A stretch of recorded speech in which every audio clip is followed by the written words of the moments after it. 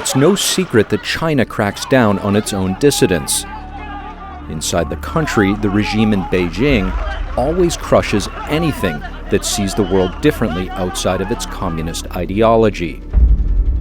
But in recent years, the Chinese Communist Party seems more willing than ever to ignore international borders and norms, being ever more bold as it wields its hammer also into other sovereign countries. A secret police station here in New York, run by the Chinese government. Intimidate individuals in immigrant communities. They're in France, Peru, Canada, South Africa, even New Zealand.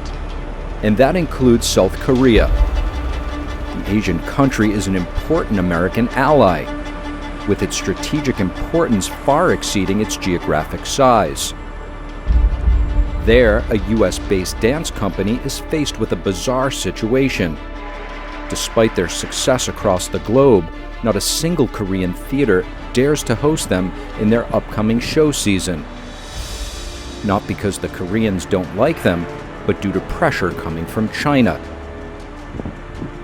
And that pressure has followed this company for over 17 years. But why? Why is the Chinese regime making such a big deal of this performing arts group? What are they so afraid of? Our investigation team went to Korea. As we dig into the situation, we realize the scope is much deeper than what appears on the surface. Speaking with key experts makes us realize the CCP's red hands have reached into Korean society far deeper than we had expected. The power runs every sphere of Korean society. It's reality, unfortunately. Inside university, Seoul National University, we have a Xi Jinping library, just demonstrating and advertising CCP. Even more serious is that a total of over 100 members of the National Assembly established a pro-China group within the parliament called the Korea-China Parliamentary Alliance. I believe that pro-communists control the National Assembly. And because of Korea's strategic importance, if somebody asks me to point out what is next flashpoint on the world, then I would say Taiwan first and then Korean Peninsula second. What's at stake is just as dire for the Koreans as for us from across the ocean. This will lead to the Republic of Korea becoming a vassal state of China without the need for war. This situation is foreseeable. For China, they do not want to have a pro-West democracy on their border. I worry about that because of just how important South Korea is in stopping the advance of communism. I'm really, really concerned about their infiltration. Our investigation begins with the Chinese embassy in Seoul, Korea. Hello, Mr. Jung. My name is Steve Lance with NTD out of Washington, D.C. Bureau. How are you? Which TV are you from? I am from NTD Television. I'm actually here in Seoul, South Korea, investigating the CCP's involvement in interfering and influencing theaters in Seoul, South Korea. Shen Yun Performing Arts, it's a classical Chinese dance show based out of New York that travels around. Shen Yun Performance. Yes, yes. So I guess my question to you is it still the Chinese embassy's stance that they will try to prevent Shen Yun from performing in South Korea? The Chinese embassy has been informing the Korean side of Chinese position against the Shen Yun performance by we tell them it's not legal to let the Shen Yun performing arts using the fake proposed to apply the animation in the Korean theater to have their performances. This is our position. This admission is a rare acknowledgement from Chinese authorities. The regime admitted that it has been silencing companies, even on foreign soil. Local Shen Yun organizers say that Seoul's two major theaters have thus far rejected the group's bid to perform in 2024 as a result of pressure from the CCP. And that's just the tip of the iceberg. in the CCP's nearly 2-decade-long campaign against Shen Yun. Since Shen Yun was established in 2006, the Chinese Communist Party has really used a wide array of tactics to try to target every aspect of our operation. So anything from espionage, breaking into people's homes, this is all here in the United States, hacking our websites, our email, to slashing our tires on our buses and our trucks in very dangerous ways, tampering with our gas tanks, following us around, threatening family members back in China, blocking people from leaving China who want to join Shen Yun. And then the most common one is harassing the theaters and intimidating theaters and government officials around the world to try to stop performances from happening, cancel contracts, pull out sponsorships. Carries over as well to the propaganda that the CCP has against Shen Yun, and putting inserts in newspapers that, like the China Watch, which was in the Washington Post a few years ago, pretending like it's actual content, but it's actually a paid ad slandering Shen Yun. Despite all efforts, the Chinese regime's attempt to stop Shen Yun from performing has been largely unsuccessful in other countries, though it's a different story in South Korea. But before we dive into this specific case, we have to ask, what is it about this dance company that makes the Communist Party so afraid? Since 2006, Shen Yun has been reviving the essence of Chinese civilization. Why do you think it is that the CCP is so afraid to go to all these lengths that you mentioned to target Shen Yun? Well, first of all, Shen Yun is based in New York. So we're an American company performing traditional Chinese culture in a way that they are not doing. And so we explicitly say, we're going to take this culture that the Chinese Communist Party has spent 7 decades trying to destroy. What Shen Yun is presenting on stage is the ancient virtues and values of Chinese civilization, 5 millennia of civilization, but this is really a universal thing. The values, the ideas of integrity, compassion, loyalty, courage, faith, a belief in something greater than ourselves, is something that's really very fundamentally human. And I think that's what the Chinese Communist Party is very afraid of, because they are trying to instill a different ideology, a very materialistic one, a very shallow one. But here comes Shen Yun, it touches about something very, very deep in people. And that's why you see people from any country in the world, they'll come see the show and they're crying and they don't even know why. It's because something deep inside of them is touched and is awakened. Shen Yun is an art form and love to learn the history and love to see the beautiful dances. I mean, I think Korean people have right to watch that, how they're keeping that Chinese beautiful history and tradition. So they should not stop that. Shen Yun is able to take any topic and put it on stage, and a topic that's very close to our hearts is the persecution of Falun Gong practitioners in China. This has been going on for 20 years. Shen Yun was started by Falun Gong practitioners. A lot of people, even in our company, have experienced persecution firsthand. We have people who were jailed, we have people who were tortured, we have people who've lost family members, quite a few. And so this is a persecution the Communist Party is saying is not even happening. But we're performing it at Lincoln Center and in South Korea and all over the world in front of VIPs, congressmen, media executives, CEOs, and they're seeing this is real and they're being touched by it. And this is something that the Communist Party has spent 20 years trying to hide. And we're here presenting it on stage. So that's very, very scary for them. Those actions are an extension of that persecution in outside China. So that's why they try to interfere as much as they can. It was an excellent performance. It was so beautifully surprising, especially now that the themes cover the cultures of the Tang, Han, and Song dynasties. I thought that such works should continue to be seen by Koreans.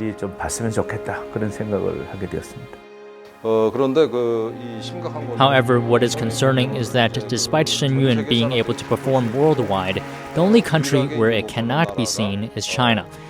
And now only in the Republic of Korea, the performance has been obstructed, which is quite embarrassing. There's nothing offensive by the performance. I mean, this is something, it is a beautiful traditional dance, sharing the Chinese culture, yes, before communism, but that's the tradition of the country and the people, and it should be shared.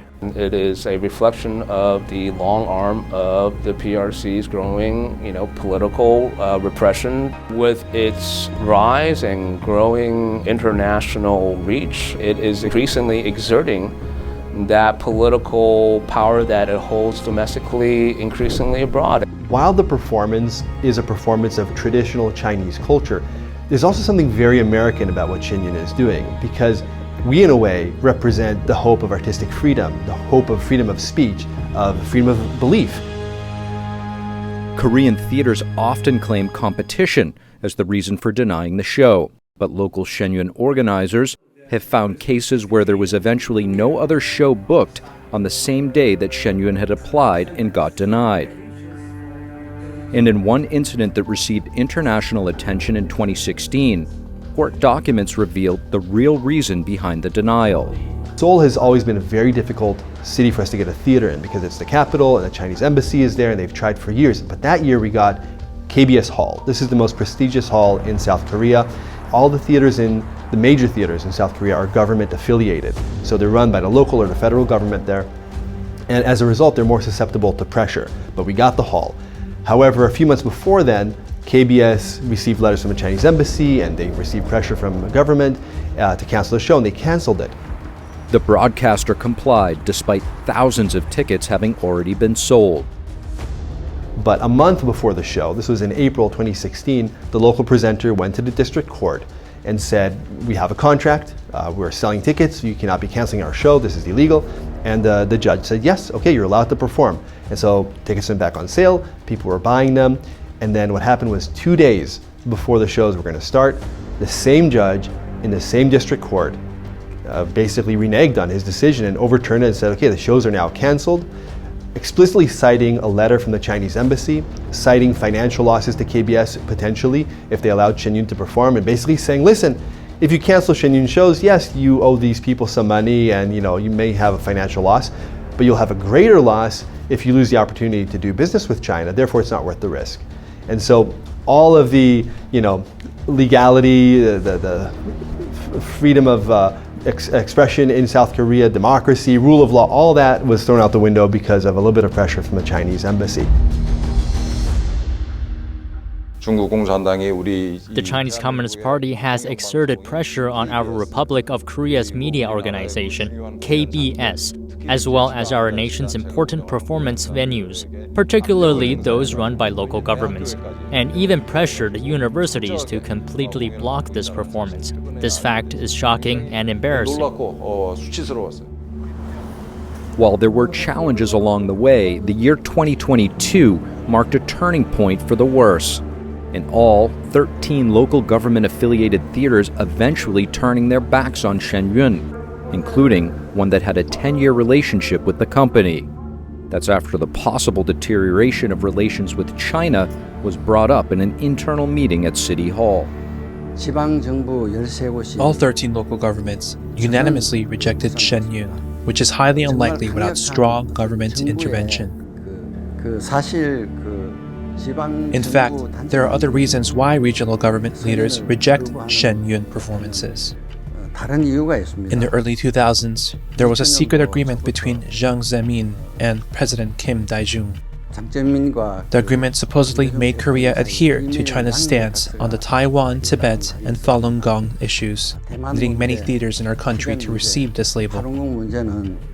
NTD's investigation team has reached out to relevant Korean theaters, government agencies, as well as over 40 Korean parliamentary members.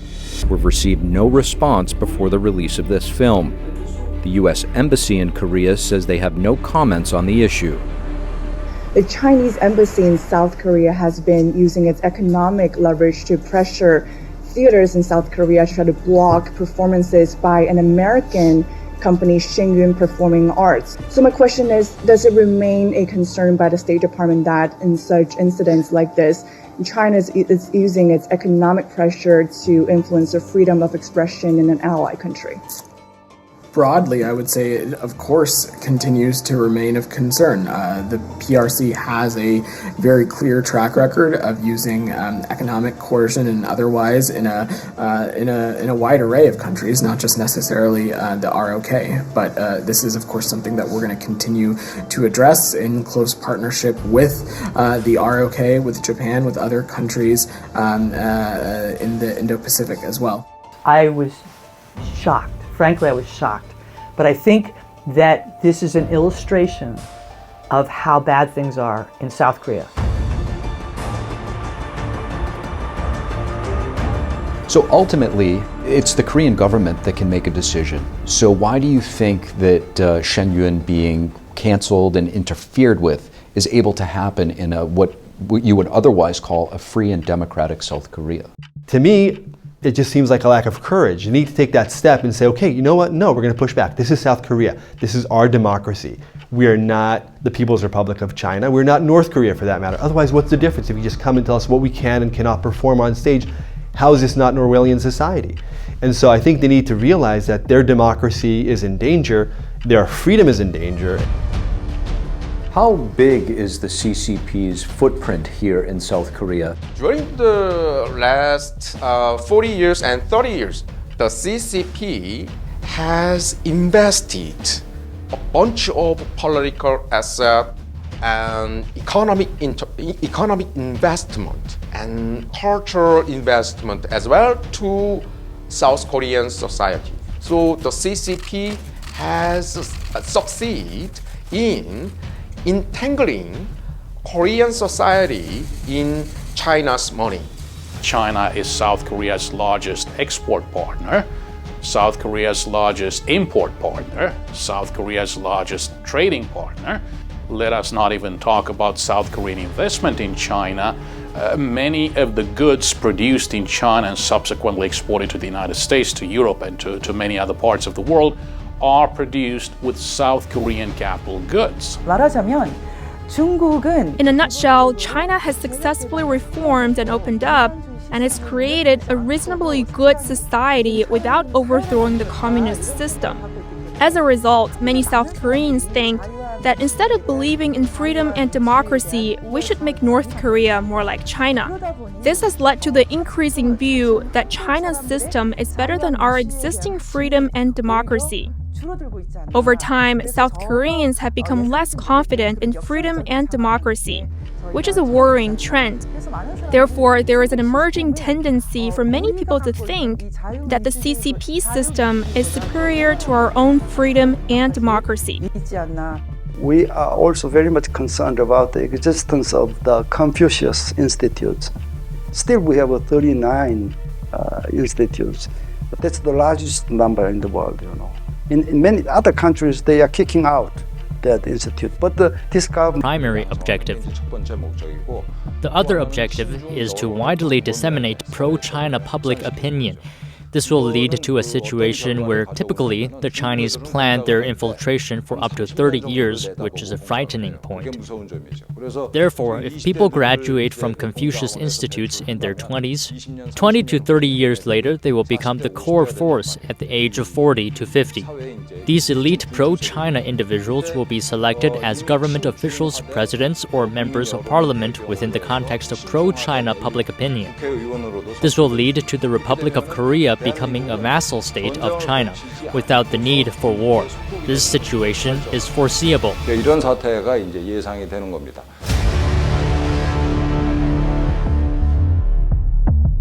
I should confess the situation is vulnerable in South Korea. Most of South Koreans are busy making money and make a living. They simply don't know what's happening.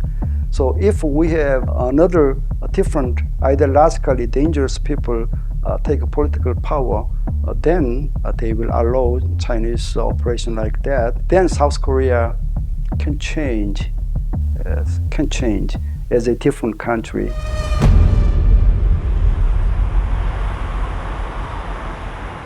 It's really important for your audience to know that South Korea almost elected a communist in the last election. Back last year in March, It was the closest election in South Korean presidential history. I contend that the people that made sure that Yun was elected against the communists was the population of North Koreans who have escaped that are now voting citizens of South Korea. There's over 33,000. They worked their hearts out for Yun to get elected because Yun stood for freedom and democracy. But it's hard for Americans to fully understand what's happening in South Korea because we see this as a sparkling country, but they came very close to electing a communist. So the communist infiltration in South Korea is extremely influential. A total of over 100 members of the National Assembly established a pro-China group within the parliament called the Korea-China Parliamentary Alliance in December last year. Therefore, the penetration of the Chinese Communist Party into the Republic of Korea has reached a much broader extent than we could have imagined. I believe that pro-communist, pro-dictatorships control the National Assembly. So it's a very serious problem that we need to be aware of. Just to give you an example, the South Korean Assembly passed legislation several years ago that banned leafleting, that banned balloon launches, that banned the sharing of information across the border into North Korea. Why did they do that? Because the Kim Jong-un regime demanded. It had such an impact because it was opening the people of North Korea to the truth. But the National Assembly voted to ban that in October, just recently. That was ruled unconstitutional, what that National Assembly did. But that's what we're facing. So in a way, it's shocking that this is happening in South Korea, but when we understand the environment there, then it would make sense if you have such a strong influence by the Communist Party in South Korea that they would try to ban performances like Shen Yun, which focuses on the Chinese culture and the beauty of the Chinese culture that the CCP has tried to wipe out.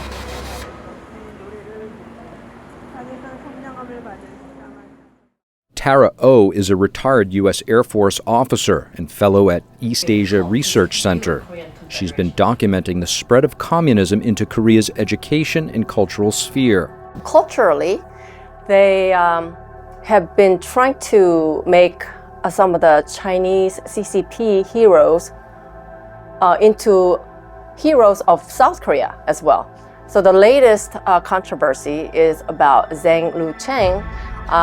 He was a CCP member, and he is credited for writing the official song for the PLA, the CCP's army, People's Liberation Army. And he is also credited for writing the official song for North Korea's KPA, Korean People's Army, as well. In fact, he wrote hundreds of songs, which include praising Mao Zedong as well. So he's considered top 100 heroes of the CCP. But the city of Gwangju has also idolized him. They created a street named after him, made a statue of him in Gwangju. They held an annual music fest honoring him and having kids singing in competition where they sing songs that praises Mao in South Korea. Mao is the one who sent Chinese troops to Korea during the Korean War, which killed a lot of Koreans, both South Koreans and North Koreans as well. So he is not somebody to be praised in South Korea.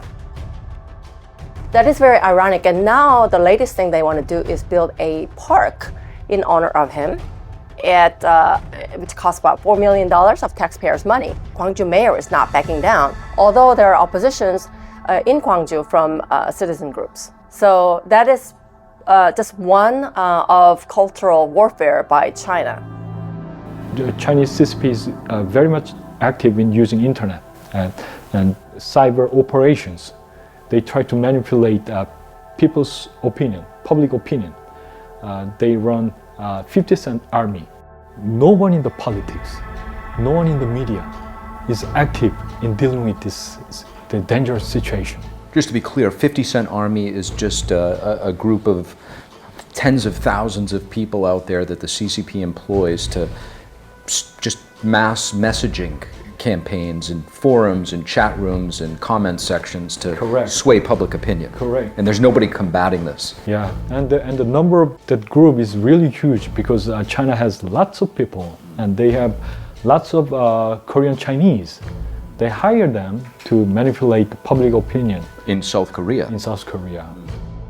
It's really unfortunate. American citizens may expect that, okay, now we have a new government in Seoul, so everything will be okay. But that's not true, really. Still many government officials implanted by the former government is still working within the government. What happened when former President Moon Jae-in left the office? Right before he left the office, he placed thousands of people who support his ideology into various government offices. And so they continue the old policy. South Korea, an American ally where our parents and grandparents fought and died to keep them free from communism, is now falling back into the specter of communism without us even realizing it.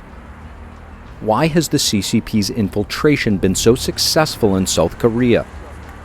And what are the consequences for America if that country changes its color to become a communist country or a de facto ally of the CCP? Why should this issue of Beijing's infiltration in South Korea matter to the US government? It's a very interesting question. If America loses Korea, America is likely to lose Japan. But the West Pacific will be internal sea of the CCP. China, of course, regard South Korea as a vulnerable, weak link in the American encirclement of China. This is how they perceive South Korea. You know? But for South Korea, if we fail, then we will fail our nation. Then you will know what will follow. You know, killing field. So we have seen the history of communization in many cases. You know. So we imagine what will happen. So that's why our strategy, our collaboration in security is a matter of die or live. I do think that there has been a gradual transformation in South Korea with regards to its public attitudes towards China. But nevertheless, though, I think Beijing still sees South Korea as the weakest link in the United States alliance network in East Asia. China would rather see a dictator like Kim Jong-un on its border rather than see a vibrant South Korea. For China, they do not want to have a pro-West democracy on their border. I worry about that because of just how important South Korea is in stopping the advance of communism. I'm really concerned about their infiltration. If somebody asked me to point out what is next flashpoint on the world, then I would say Taiwan first and then Korean Peninsula second. What is this battle ultimately about? Is it just about international politics, a power struggle between the world's two biggest superpowers, or is there something more? We really have to remember that what the United States did for South Korea or Korea Peninsula, because my both parents, I said that came from North Korea during the Korean War, and then they came down to Busan and they met, and I was born. So I am so grateful to U.S. military services, and they came and they actually made South Korea where they are. And then I was actually talking about what United States is supporting humanitarian stuff to South Korea after the war that we were really down. I think a lot of support went in to South Korea was the reason now that it's one of the really great strong country economy-wise, that very strong country. What's happening is we're ceding ground. South Korea is ceding ground, the US is ceding ground in this battle between the free world and the CCP. It's really not that different from what we were seeing during the Cold War. We know that the CCP, not only in China but around the world, tries to control the narrative of what people are allowed to think, what people are allowed to watch, what people are allowed to believe. And now they can do it not only in China, they can also do it in South Korea. Whereas as Americans and as people of the free world, we want everybody to have the right to see, think, and believe what they wish. And we're losing that in South Korea. South Koreans are losing it. But is there hope? Is there anything we can do to stop the red wave from continuing to spread into Korea and beyond? Do we have any support, not only in the political world, but on the ground? There was a poll in South Korea recently, and 92% of the South Koreans support the alliance. Yeah, they view the alliance as being very important. So despite what happened under the previous administration, we have to understand that we have to sort of separate the people who support the alliance from some of the people who go into the leadership positions. South Koreans are fundamentally upset with the fact that China protects and supports the North Korean regime of Kim Jong-un that's starving its own people, oppressing its own people, procure the resources it needs, the hard currency it needs in order to develop its nuclear and ballistic missile program. These are programs that threaten the lives of the 53 million South Koreans living in the South. China has been repatriating North Korean refugees, knowing full well that these North Koreans will 100% be put in detention centers and tortured, in some cases publicly executed, especially if it's found out they were trying to get to South Korea or they had been introduced to Christians. People support the alliance, but that's because they value the common shared values, which is freedom. So I think it's really important to call attention to these issues, but to speak out very powerfully about this. In fact, I'm getting ready to go to Korea because I'm going to be speaking at a conference, hoping waking up the consciousness of the young people to realize what's at stake. Which future do you want? Do you want a dark place like the North Korea? Because the Korean Peninsula is a beautiful illustration of the difference between what it's like to live under communism and what it's like to live under a republic. I actually just visited Korea recently, and they are certainly looking for opportunities to be less dependent on China, to work more with the United States. And I think it needs to be an international effort where we work with each other because we are like-minded democracies. We share our values.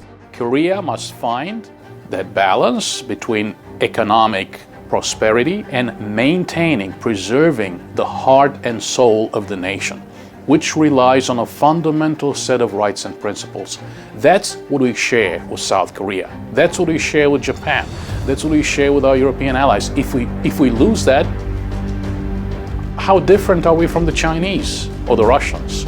So it will be very important to focus on those core values, and freedom of religion, freedom of expression, freedom of the arts are at the very core of those fundamental values. I think we, certainly as members of Congress, can express our concerns, and we will, with the ambassador, with Korean officials, that we don't appreciate that an American dance company is not being allowed to perform there because of pressure from communist China, and try to get them back into the performance and back into that country and the theater. We must be there strong to help and support and build to deter what Communist Chinese Party is doing. Same thing they're doing in South Korea with those performing arts. They're doing that in the Free Associated States. Shen Yun should not be merely regarded as one of many performances. It represents the values of alliance between the Republic of Korea and the United States. However, if we only seek assistance from the United States, when we need it, the United States will lose trust. Given the instability of the international situation, war could break out on the Korean Peninsula at any time, and we must prove that we are a reliable ally. Therefore, in order to demonstrate that we are a trustworthy ally, we should allow Shen Yun to perform in representative venues in the Republic of Korea. As an American-based company, what would be your appeal to the American government? I think the American government should be really concerned because South Korea has been an ally for many years. We have a long history, and we've made a strong commitment to South Korea and paid a very deep price to allow them to have that freedom.